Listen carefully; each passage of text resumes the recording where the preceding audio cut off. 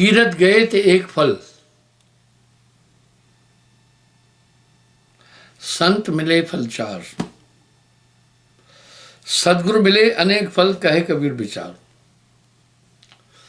ये संसार कर्म भूमि, इस तथ्य को ठीक से समझने की जरूरत है।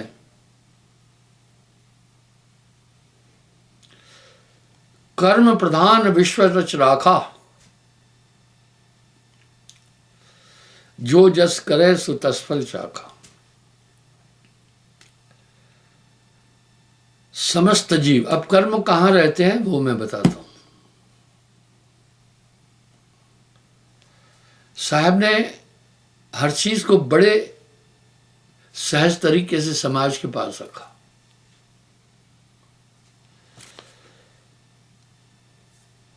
जैसे हम भोजन करते हैं,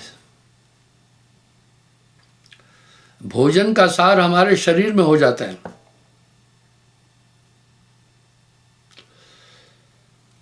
भोजन का प्रभाव हमारे जिस्म में आता है।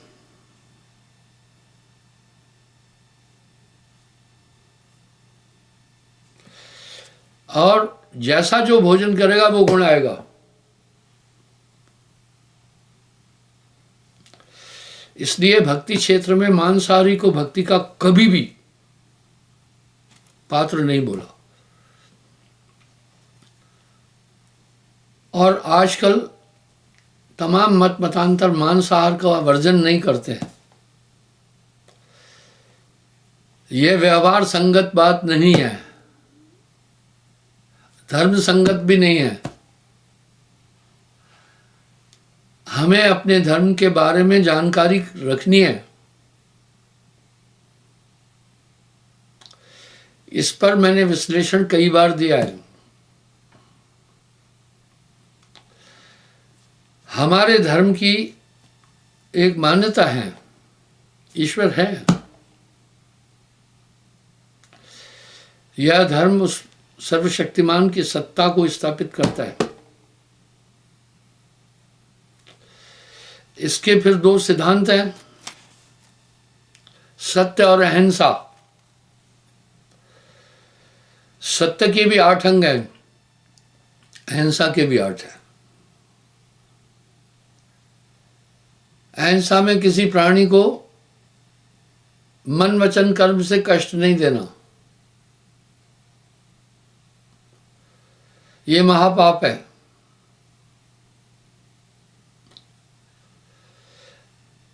और सत्य के भी 8 प्रकरण है।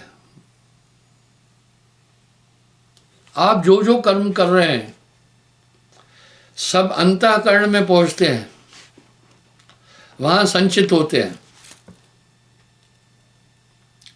और कर्मानुकूल फिर बुद्धि बनेगी।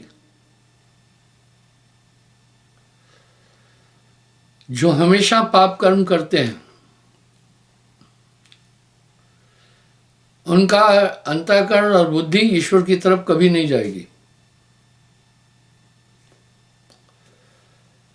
पाप कर्मों से सदा है जिसका रहता मन मलिन। पाप कर्मों से सदा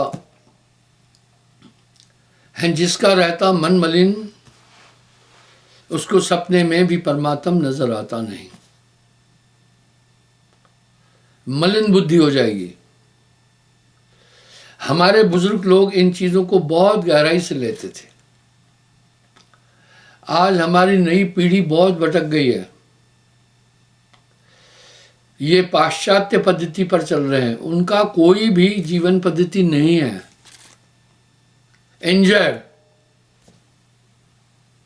मांस शराब विषय वहां विशेष है। वहां तो ये कह रहे हैं कि सेक्स पार्टनर हमेशा चेंज करते रहो। हमारी संस्कृति इसको कभी भी मंजूर नहीं करती। तो जो आप भोजन कर रहे हैं उसका असर आपकी बुद्धि पर पड़ेगा। ठीक वैसे ही जो आप कर्म कर रहे हैं अंतःकरण पर असर पड़ेगा। यह संसार काले राजा यहाँ कर्म का जाल पसारा है, और जो हमेशा पाप कर्म करता है उसकी बुद्धि इतनी कुंठित हो जाती है, वो कभी सत्कर्म कर नहीं सकता है, कभी शुभ की तरफ नहीं जाएगा। पाप कर्मों से सदा है जिसका रहता मन मलिन, उसको सपने में भी परमात्मा नजर आता नहीं। पाप की 7 धाराएं हैं, हमें पाप को समझना है। पहली पाप की धारा है झूठ। झूठ सभी अपराधों को जन्म देगा। इसलिए साहब ने वाणी में एक बात कह दी, साच बराबर तप नहीं, झूठ बराबर पाप। जाके हृदय साच है, बाके हृदय आप। आप देखें, इंसान जब नशा करता है तो हमारी कोशिकाएं नशे वाली बन जाती है, जब गुस्सा करता है तो हाइपर ही रहता है हमेशा। इसी तरह सुमरन करने वाले के अंदर एक ताकत आ जाती है। साहब साफ कह रहे हैं, जब तब संयम साधना सब सुमरन के मां, कबीर जाने संत जन सुमरन सब कछना। इस तरह दूसरा पाप का द्वार है हिंसा, और ये हिंसा 8 प्रकार की है। इसलिए आप किसी भी प्राणी को नहीं मारना। धर्म कह रहा है आत्मतम सर्वभूतेषु, सब में एक ही आत्मा है। रामायण भी शब्द कह रही है, पर हित सरस धर्म नहीं भाई, पर पीड़ा सम नहीं आत्माए। पहले अच्छा इंसान बनना है, तब हम आगे जा सकते हैं। इसलिए हिंसा के भी, अहिंसा के भी 8 अंग हैं। आपको इसलिए हमने कहा किसी जीव को नहीं मारना। पहला, मन वचन कर्म तीनों से किसी को तकलीफ नहीं देना, किसी से ईर्ष्या नहीं रखना, किसी से बदले की भावना नहीं रखना, किसी का नुकसान नहीं चाहना, किसी का अपमान नहीं करना, शील रहना। यह अहिंसा के 8 अंग है। आपको तीसरा कहा नशा न करना। भाई नशा जो है आदमी की बुद्धि को भ्रष्ट कर देता है।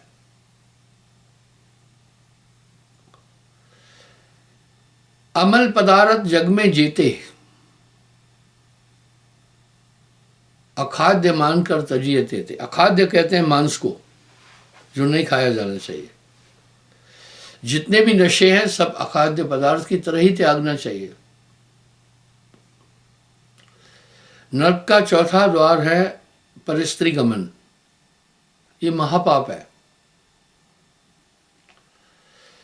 परनारी के रास्ते अवगुण हैं गुणनाय, रावण के 10 सिर गए परनारी के मां है।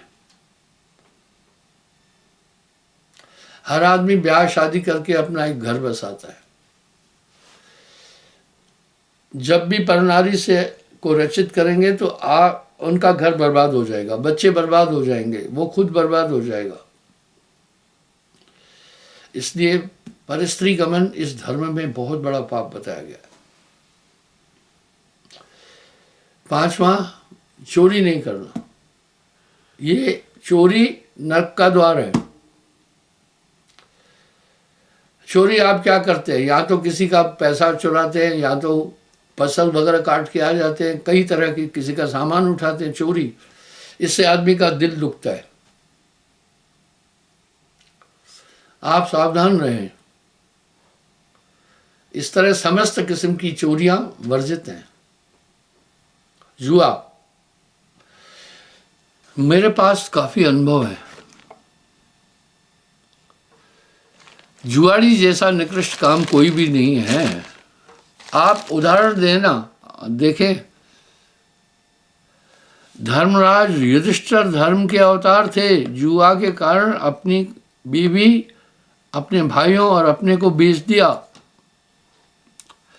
दुशासन दुर्योधन की क्या जरूरत थी कि वो द्रौपदी का चीरहरण करते? वो चीरहरण नहीं कर सकते थे, पर वो हार चुके थे। इसलिए जुआरी सभी छल कपट पाप धोखे कर सकता है, उसे सावधान रहना। एक आम भाषा है, जुआ आज न मुआ तो कल मुआ। और सातवां है धोखाधड़ी। अफसोस ये है कि पहले दबंगई अपराध अशिक्षित जाहिल लोग करते थे, अभी पढ़े लिखे लोग करते हैं। लोगों को हमेशा मैं हिदायत देता हूं कि आप फंसना नहीं इनमें। कई ऐसी चीजों में लोग फंसे, वो बर्बाद हो गए और परिवार को बर्बाद कर दिया।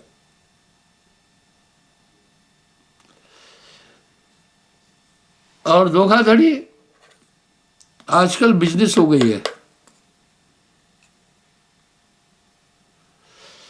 साइबर क्राइम इतने बढ़ गए और शिक्षित लोग ही अपराध कर रहे हैं। ये 7 नरक के द्वार हैं। आप जिस रास्ते पर जाते हैं उसी गंतव्य तक पहुंचेंगे। अगर आपने इंदौर का रास्ता पकड़ा है तो आप इंदौर जाएंगे, दिल्ली का रास्ता पकड़ा है तो आप दिल्ली जाएंगे। ये आपके हाथ में है, ये कर्म भूमि है। आप कहाँ जाना चाहते हैं? शास्त्रों में निर्देश दिए गए हैं किस किस कर्म से मनुष्य कहाँ कहाँ पहुँचता है। नरक की यंत्रणाओं में आता है। आपने देखा होगा कई कैलेंडर हैं कि नरक में किस किस अपराध के लिए क्या क्या सजा दी जाती है। ये झूठ नहीं है। जो पराई स्त्री गमन करता है उसको लोहे की स्त्री गर्म करके यमराज उससे आलिंगन कराते हैं। जो किसी को डराता है उसके वहां हाथ काट दिए जाते हैं। ऐसा विवरण स्वर्ग नरक के बीच में है। यदा कदा आपने भी स्वर्ग की यंत्रणाएं देखी होगी कि क्या क्या यंत्रणाएं दी जाती है वहां पर। मनुष्य विचारशील है, इसे हर काम सोचकर करना है। आप जैसे पाप करेंगे आपकी बुद्धि कुंठित हो जाएगी। आप भोजन भी सार्थक करना, अशुद्ध भोजन नहीं करना, सुकृत और शुद्ध कमाई का भोजन खाना। आपकी बुद्धि उत्तम रहेगी। जैसे जैसे आप पाप करते जाएंगे उसका प्रभाव आपके अंतःकरण पर बहुत बुरी तरह पड़ेगा। जो पाप करने वाले लोग हैं उनको सदुपदेश कभी भी अच्छा नहीं लगता है और वो कभी शुभ कर्मों की तरफ नहीं जाते। आगे कह रहे हैं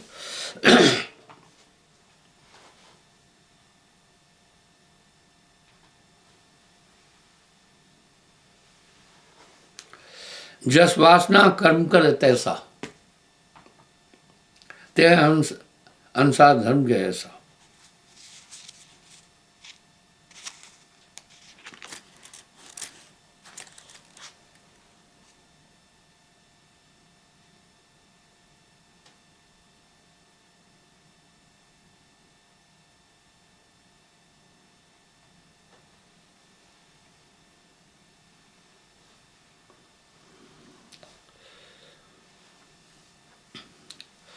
ये आत्मा शुभ और अशुभ दोनों कर्मों से परे है। इसकी व्याख्या वासुदेव कृष्ण ने गीता में स्पष्ट की है।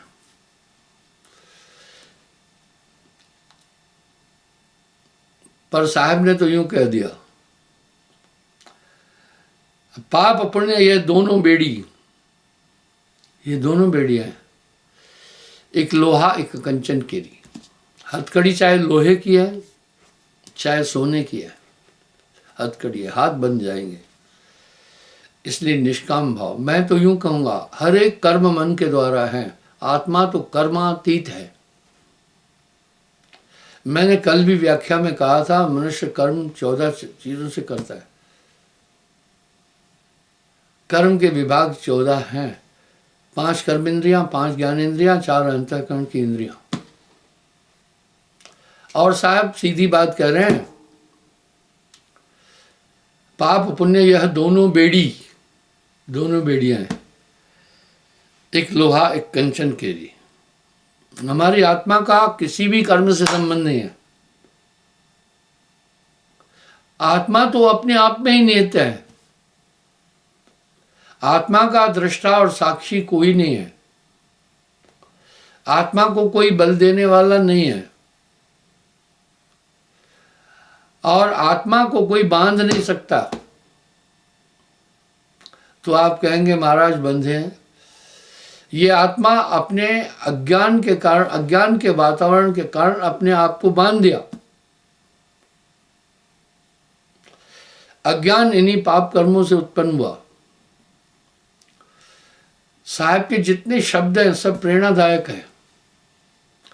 इसमें एक शब्द है, आपा पाओ आप ही बंध लो। अपने आप ही आत्मा ने अपने आप को बांधा, इसको कोई नहीं बांध सकता। इस आत्मा का कोई दृष्टा नहीं है।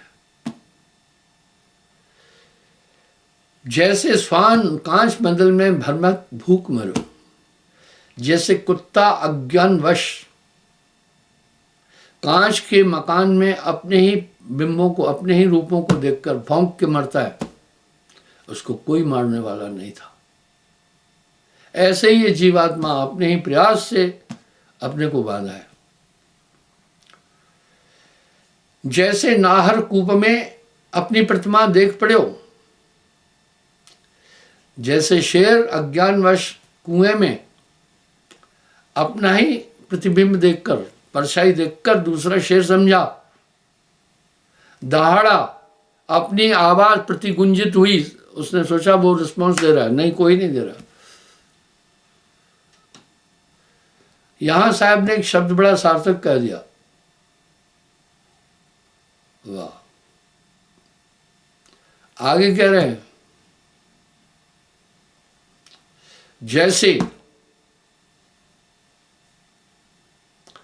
सुगना, सुगना तोते को कहते हैं, नल्ली फंदाना। लोग तोते को खरीदते हैं, आपने देखा होगा कई लोगों के घर में तोता है। ये महापाप है। एक पक्षी को पिंजरे में बंद करके रखते हैं। आप कल्पना करो,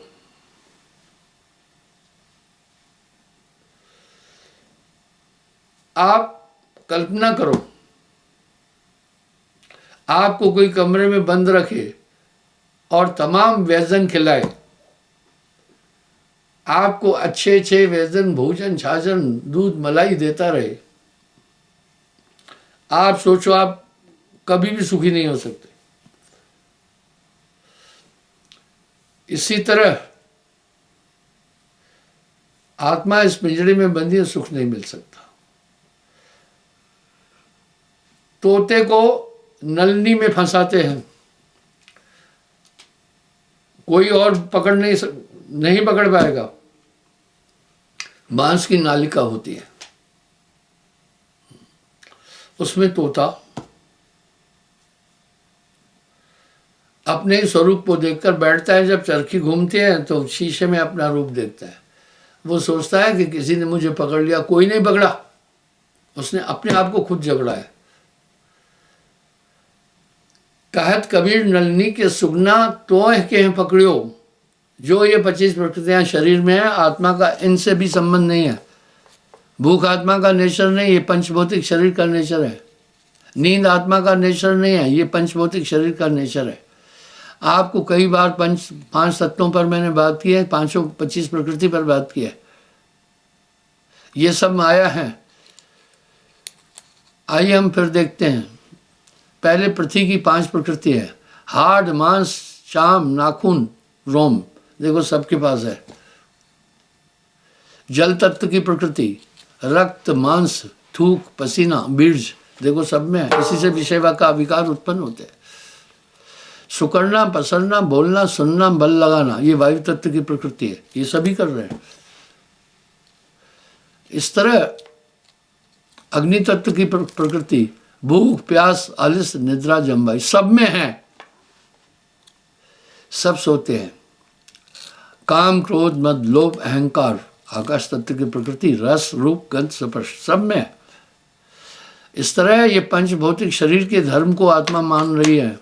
आत्मा ने अज्ञानवश अपने को शरीर माना है, बस यहीं से आत्मा बंधन में आ गई कि मैं शरीर हूं। हंसा तू तो सबल था, अटपट तेरी चाल। हंसा तू तो सबल था, अटपट तेरी चाल। रंग कुरंग ते रंग लिया, अब क्यों फरक बेहाल। साहब के शब्दों को बोलना आसान है, गुनना सुनना आसान है, गुनना मुश्किल है। देखिए साहब एक शब्द कह रहे हैं, हे आत्मा,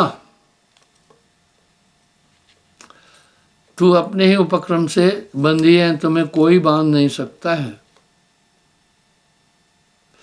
जीवरा तू तो सबल था, सबल कहते शक्तिशाली को। अटपट तेरी चाल, रंग कुरंग ते रंग लिया, अब क्यों फिरत बेहाल। बस आत्मा ने शरीर के धर्म को माना, बदस्तूर 25 प्रकृति बंदे हैं सब।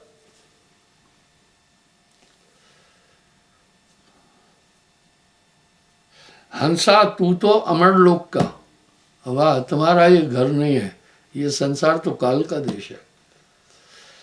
हंसा तू तो अमर लोक का, पड़ा काल बस आई। 5, 25, 3 का पिंजड़ा, तामे तुहे राखा भरमाई। अब लोग साहब का तो शब्द सुनते हैं पर इसकी व्याख्या नहीं देते। आओ हम देखें क्या है, उसे सुने। 5, 25, 3 का पिंजड़ा, तामे तुहे राखा भरमाई। 5 तत्व, इनकी 25 प्रकृति है। 5, 25, 3 का पिंजड़ा। रज, ये 25 प्रकृति, 5 तत्व 25 प्रकृति। 3 गुण, रज, तम और सत। आप देखते हैं जब कोई दूषित वायु आती है तो आप खिन्न हो जाते हैं, जब कोई सुगंधित वायु आती है आप आनंदित हो जाते हैं। इसी तरह होता क्या है, जब तमोगुण बुद्धि के सामने आ जाएगा, तमोगुण जब आ जाएगा तब क्या होगा, बुद्धि कुंठित हो जाएगी। तमोगुण का रंग काला है। जब आप अंधकार में जाते हैं, देखो दिमाग काम नहीं करता है। आओ उदाहरण देता हूं। घोर अंधकार में आदमी की बुद्धि काम नहीं करती है। इसी तरह जब तमोगुण छाता है, अकल बहुत गलत हो जाती है और आदमी आड़े टेढ़े पापिष्ट कर्म करने लगता है। भला ये निर्मल आत्मा का पाप पुण्य से क्या संबंध है, तमोगुण आ गया। लोग कहते भी है, भाई कुछ ऐसी गलती करके बोलते हैं, भाई माफी चाहता हूं, आपको गलत शब्द कह दिए या आपको तकलीफ दे दी, मैं माफी चाहता हूं। अब माफी क्यों मांग रहा है, उस समय उसने क्यों ऐसा किया, उसके बस की बात नहीं थी। तमोगुण आ गया ऊपर मस्तिष्क पर, इनको आदमी देख नहीं पा रहा है। साहब तो साहब कह रहे हैं 5, 25, 3 का पिंजड़ा, तामे तुहे राखा भरमाई। ये 3 रजतम गुण। उसके बाद कभी कभी कुछ लोग कहते हैं मूड ठीक नहीं है। क्यों तुम्हारा मूड ठीक नहीं है? तुम्हारा मूड क्यों खराब है? ये सभी इंद्रियां भी जीव को बांधने के सूत्र हैं। 5, 25, 3 का पिंजरा, तामे तोहे राखा भरमाई। 5 तत्व, 25 प्रकृति और 3 गुण, इसमें ये उलझा है। जब रजोगुण आ जाएगा आप ईश्वर ढूंढेंगे। रजोगुण का यही है, अच्छा मकान हो, सुंदर बीवी हो, बाल बच्चे पढ़े लिखे हो, धन खूब आए, चाहे वो पाप से आए चाहे पुण्य से आए, आदमी धन संचित करता है। ये था रजोगुण। जब सतोगुण आएगा आदमी शांत रहेगा, पाप कर्म नहीं करेगा। और ये चेंजिंग आती रहती है। जैसे आप देखते हैं रात दिन ऋतुएं स्वाभाविक आ जाती है, इसी प्रकार ये स्वाभाविक आती है। यही तो खेला है, जो चाहे कराता है। उदाहरण देता हूं, बड़े बड़े ऋषिवर हुए जिन्होंने घोर तपस्याएं की, लेकिन बुद्धि पर जब कामदेव सवार हुआ तो क्या काम कर बैठे। ये कामदेव है, वो ऐसे नहीं आता है। पहले तमोगुण करते हैं, फिर कामदेव चुपके से आ जाता है और सभी गलतियां इंसान से कराता है। वाह, जस नट मरकट को दुख देई, नाना नाच नचामन ले। जैसे बाजीगर जो चाहे बंदर से काम कराता है, इस आत्मा से मन और माया जो चाहे काम करा रही है। कोई भी अपने बस में नहीं है। जैसे बाजीगर बंदर से जो भी चाहे काम कराता है, मन रूपी नट आत्मा रूपी जीव से जो काम चाहता है कराता रहता है। इस तरह ये आत्मा कैसे कैसे काम कर रही है। थोड़ा सोचो, जब आत्मा निर्मल है और पापों से परे है, आत्मा शुद्ध है, तो फिर ये शरीर में झंझट कहाँ से हो रहे हैं, पाप कर्म कहाँ से आ रहे हैं। काया गढ़ खोज मेरे भाई, तेरी काल अवर चढ़ जाए। तो साहब कह रहे हैं, बाजीगर का बांद्रा ऐसा जीवन साथ, नाना नाच नचाए के राखे अपने हाथ। गोस्वामी जी भी कह रहे हैं, पराधीन सुख सपने नाही। आत्मा भी इस तरह मन और माया में बंधी है। इससे कौन से कर्म कराए जा रहे हैं? इससे सभी वो कर्म कराए जा रहे हैं जो इसके स्वभाव के प्रतिकूल है। मन स्वरूपी देव निरंजन तो है राख भरमाई। आपका वैरी भाइयों कोई भी नहीं है, आप इस मन के कहने पर नहीं चलो। मन लोभी मन लालची, मन चंचल मन चोर, मन के मते न चल तू भाई, पलक पलक मन और। क्षमा चाहता हूँ, समय हो रहा है, कल पुनः मैं हाजिर हूँगा साहब।